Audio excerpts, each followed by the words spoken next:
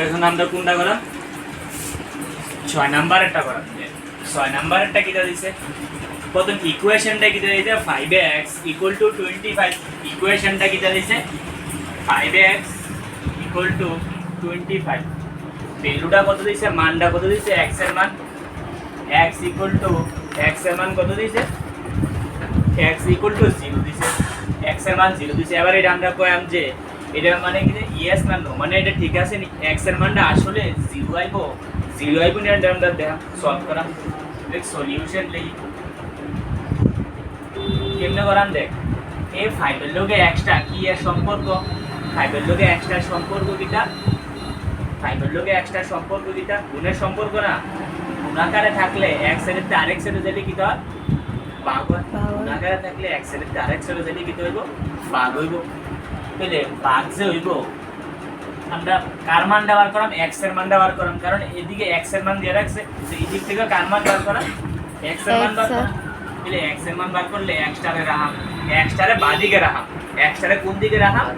বাদিকে রাখা x টারে বাদিকে রাখিয়া x এর লগে যে আছে তারে কি তার ডান দিকে ট্রান্সফার করাম ডান দিকে ট্রান্সফার করলে এটা প্লাস বা মাইনাস হইতো না এটা কি হইব কারণ গুণাকারে আছে গুণাকারে থাকলে এক দিক থেকে আরেক দিকে যাইলে কি হইব ভাগ হইব গুণাকারে থাকলে এক দিক থেকে আরেক দিকে যাইলে কি হইব ভাগ হইব ওই দিকে যে সংখ্যাটা আছে এটা উপরে লেখছি ওই দিকে যে সংখ্যাটা আছে এটা উপরে এই দিকে সংখ্যাটা যায় কই করব নিচে গো এটাতে কি করব ডিভাইড করব 5 দিয়ে 5 রে ডিভাইড করলে কত হইব 5 দিয়ে 25 রে ডিভাইড করলে কত হইব 5 5 যা কত 25 5 5 যা 25 তাহলে এদিকে x এর মান কত আইছে 5 আইছে বুঝিনি x এর মান কত আইছে 5 আইছে কিন্তু তারা বুঝি x এর মান কত আইবে তারা বুঝি x এর মান 0 হইবে তাহলে এটা yes হইব না নো হইব নো এটা কিটা নো হইব বুঝিনি বাকি যেডি আছে এটি কি তো হোমওয়ার্ক এবার দেখি 9 নাম্বারটা কি দেখছে 9 নাম্বার তুলি 9 নাম্বারের ইকুয়েশনটা কি দিয়েছে m/3 = কত 2 x এর মান কত দিয়েছে x = কত দিয়েছে 6 দিয়েছে -6 দিয়েছে x এর মান কত দিয়েছে -6 দিয়েছে এটা কি তা yes না নো কয়েন yes না নো কয়েন দিয়েছে এবার দেখ যে সময় এরবা স্ট্রাকচার দেখাম যে সময় স্ট্রাকচার দেখাম গঠন দেখাম তুই কি তা করাম এটা নিচে মনে মনে কত আছে এক আছে এরবা স্ট্রাকচার দেখলে এটা কি তা করাম ক্রস মাল্টিপ্লাই করাম এরবা স্ট্রাকচার দেখলে এটা কি তা করাম ক্রস মাল্টিপ্লাই মানে কোনাকুনি গুণ করাম কোনাকুনি যে গুণটা করা প্রথম কারে গুণ করাম m রে গুণ করাম m এর লগে 1 গুণ হলে কত হবে m1 যা কত m m এর লগে 1 গুণ হলে m হইব না 1 * m = কত হইব m 1 * m মানে কত হইব m তাহলে m এর লগে 1 গুণ করলে কত থাকবে m হইবে m থাকবে এবার ইকুয়াল টু এবার কার লগে কারে গুণ করাম 3 এর লগে কারে গুণ করাম 2 এর 3 এর লগে কারে 2 এর 3 দুগুণে কত 6 3 দুগুণে কত 6 কিন্তু তারা কইছে যে এদিকে m এর মান কত আইবো তারা দিয়ে রাখছে m এর মান কত 6 -6 ওদের m এর মান কত দিয়েছে -6 দিয়েছে কিন্তু আমরা দেখছি আসলে